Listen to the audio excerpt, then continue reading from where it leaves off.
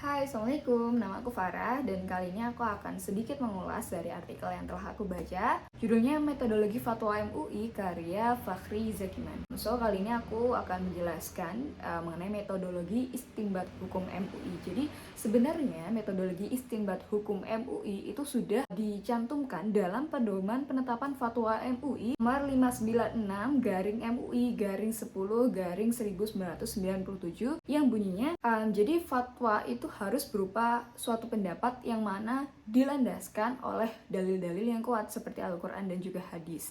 Di samping itu juga harus berlandas pada kemaslahatan bersama. Jadi dasar pijakan yang digunakan MUI ini juga bisa melalui pendapat-pendapat para ulama dan juga bisa melalui sumber hukum mukhtalaf alaih. Dan apa saja mukhtalaf alaih itu ada 9. Yang pertama ada ijma, qiyas, istihsan, maslahah mursalah, kemudian ada istihsab, urf, saduzariyah, syar'u man qablana, dan juga qaul sahabi. Jadi intinya mereka akan mempertimbangkan ketika mengambil suatu pendapat para ulama maka harus berdasarkan maslahah. Intinya ya semuanya itu harus berdasarkan maslahah gitu. Dan juga ketika mereka menetapkan suatu fatwa itu memang harus disepakati bersama. Bahkan kalau misalnya memang sudah bulat satu suara dengan fatwa itu, maka tidak boleh salah satu di antara kita keluar dari lingkaran kesepakatan itu. Tetapi ketika suara itu tidak bulat satu suara, maka akan dilakukan tarjih atau penguatan terhadap salah satu pendapat. Dan syarat-syarat tarjih itu sendiri, yang pertama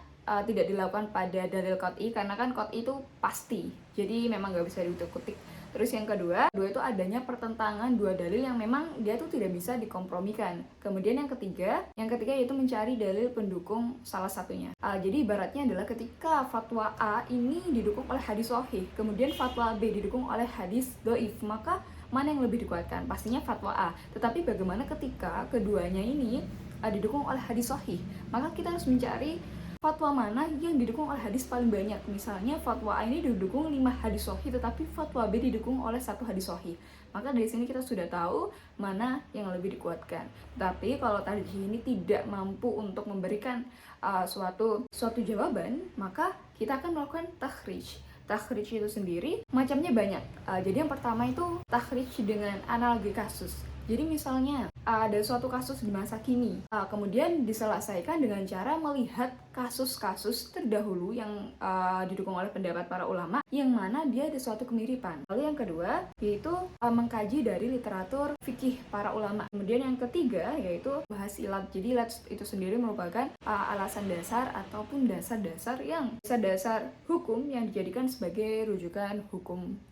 Dan dalam hal ini MUI itu sendiri memakai cara yang pertama, yaitu menganalogi suatu kasus. Nah, disebutkan juga dalam SK nomor 6 Munas garing UU garing MUI garing 102.0005 bahwa maslahah yang nanti akan ditentukan itu harus sesuai dengan maqasid syariah. Dan maqasid syariah itu ada 5, yaitu memelihara agama, akal, lalu harta, keturunan, dan juga jiwa.